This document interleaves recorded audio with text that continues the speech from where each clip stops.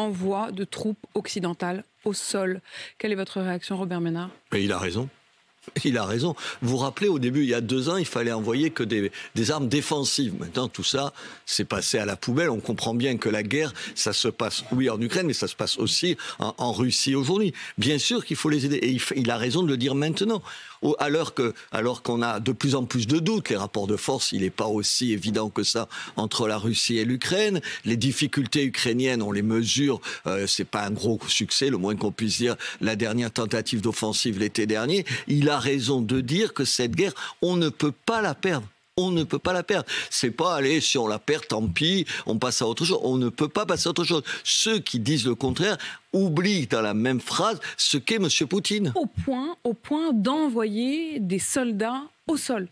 D'abord, je ne suis pas sûr qu'il n'y en ait pas qui s'occupent d'un certain nombre d'armements d'ores et déjà par rapport à ce qu'on donne comme armement justement à l'Ukraine. C'est que vous vous demandez si, sans le dire officiellement, il n'y a pas déjà présent sur le terrain bien sûr, un certain nombre de soldats. Ni vous ni moi ne le saurons jamais, mais d'accord. Mais ça ne vous choquerait pas, en tout cas. Ça ne me choquerait pas. Non, rien ne me choque. Écoutez, moi je reproche plein de choses à M. Macron, pas cet accès de vérité. Il a raison de dire qu'aujourd'hui, si on ne fait pas ça, si on exclut ça, ça veut dire quoi? Ça veut dire qu'on capitule, qu'on accepte l'idée que la Russie va gagner sur le sol et que demain elle s'en prendra à d'autres. Jean-Luc Mélenchon dit la guerre contre la Russie serait une folie. Marine Le Pen à l'instant, je ne sais pas si chacun se rend compte de la gravité d'une telle déclaration. Emmanuel Macron joue au chef de guerre, mais c'est la vie de nos enfants dont il parle avec autant d'insouciance. C'est la paix ou la guerre dans notre pays dont il s'agit. Vous n'êtes donc pas d'accord avec elle? Enfin, c'est les deux mêmes. Pardon, c'est le gros tropisme de cette droite de la droite et de cette gauche de la gauche pro-russe. Attendez, c'est la mort dans l'âme qu'ils ont applaudi, qui se sont mis du côté des Ukrainiens in fine. Vous croyez que spontanément, du côté du Rassemblement national ou spontanément du côté de M. Mélenchon, on n'est pas pro-russe? Mais enfin, vous plaisantez. Je connais les uns et les autres, en particulier autour de Marine Le Pen. Bien sûr qu'ils sont pro-russes. Ils se sont rendus compte pendant la guerre, parce que c'était en pleine élection, quand même, ça aurait été une énorme connerie de ne pas être du côté des Ukrainiens, mais la mort dans l'âme, là, on retrouve les mêmes. Puis il y en a marre de ces pacifistes.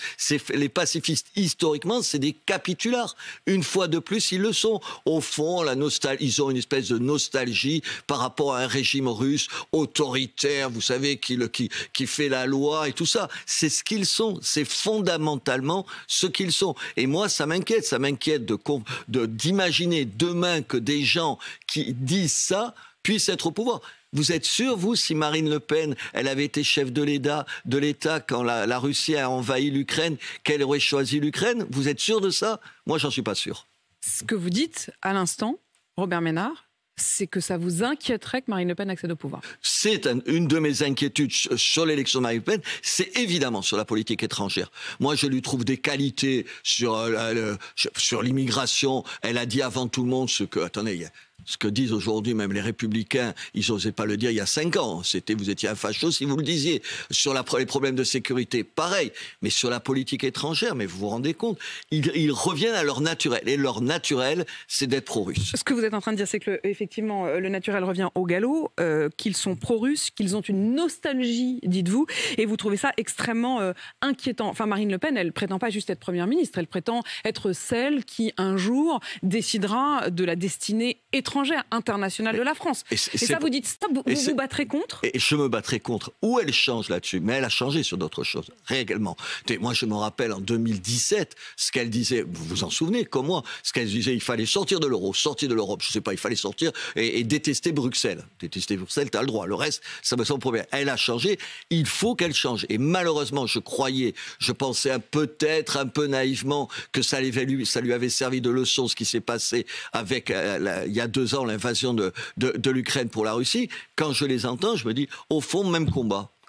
La France insoumise, Rassemblement national, même combat. C'est le même, sur les questions sociales, et largement, et c'est le même sur la politique étrangère. Et sur les questions sociales également? Mais bien sûr. Enfin, vous trouvez des différences, vous, entre les programmes du Rassemblement national et de la Pour vous, c'est la même chose, c'est la même logique? Regardez sur la retraite, on a toujours donné plus. C'est pas des politiques sérieuses, Pourquoi vous continuez à les soutenir alors? Je les soutiens quand ils ont raison. Je m'applique, madame, à ne pas donner tort à tout le monde. Si vous me demandez ce que je pense de M. Macron sur un certain nombre de sujets, je vous dirai exactement le mal que j'en pense. Ce matin, vous me demandez s'il a raison. Oui, il a raison. Et il a raison. Le problème de la politique, c'est que les gens ne veulent pas de cette logique-là. C'est-à-dire que si vous êtes dans l'opposition, il a toujours tort. Et non, là-dessus, ce matin, il a raison. Robert Ménard, il y a des élections bientôt. Je tire le fil parce qu'effectivement, à un moment ou à un autre, votre voix a pesé aussi pour humaniser en quelque sorte Marine Le Pen. Vous étiez un des premiers à la rejoindre. Aujourd'hui, vous dites votre défiance sur cet aspect-là du programme de Marine Le Pen, et pas seulement, puisque non seulement vous avez parlé de la politique étrangère, mais vous venez d'évoquer également sa politique sociale. Il y a des élections. Quel bulletin mettrez-vous dans l'urne aux européennes ? Aux européennes, oh là, écoutez, alors vous allez trouver que je m'évite à un choix. Je voterai pour mes copains chasseurs. Pas parce que je suis chasseur, mais parce que ce qu'ils disent dans ma région me touche. C'est un vote de copains. Ah, vous voterez pour des copains ? C'est marrant, ça. Non, c'est pas des marrants. Non, ça vous paraît... Ouais, ça me paraît tout à fait bien. Mais vous êtes d'accord avec leurs idées, quand même. C'est pas juste parce que c'est vos potes.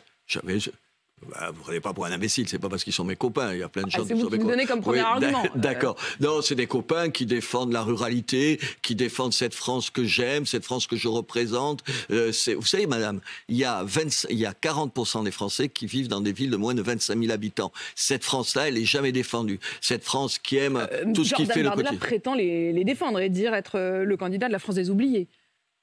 Je crois qu'on ne doit pas avoir la même conception de la France des oubliés. Je ne crois pas qu'il soit là dans tous les combats.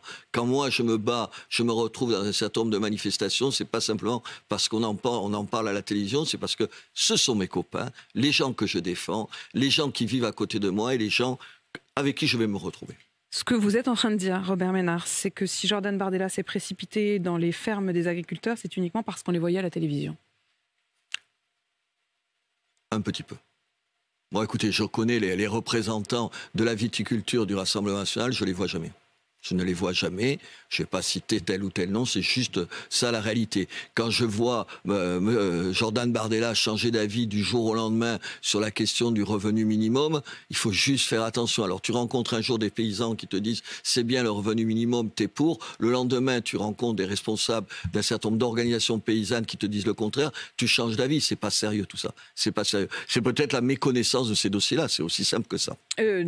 Sur la même question des prix minimums, également appelés prix plancher, même si on n'a pas très bien compris si c'était des prix planchers ou des prix minimums, Emmanuel Macron lui-même a changé d'avis, avait dit qu'il n'était absolument pas favorable au prix plancher avant de finalement promettre aux agriculteurs samedi des prix planchers.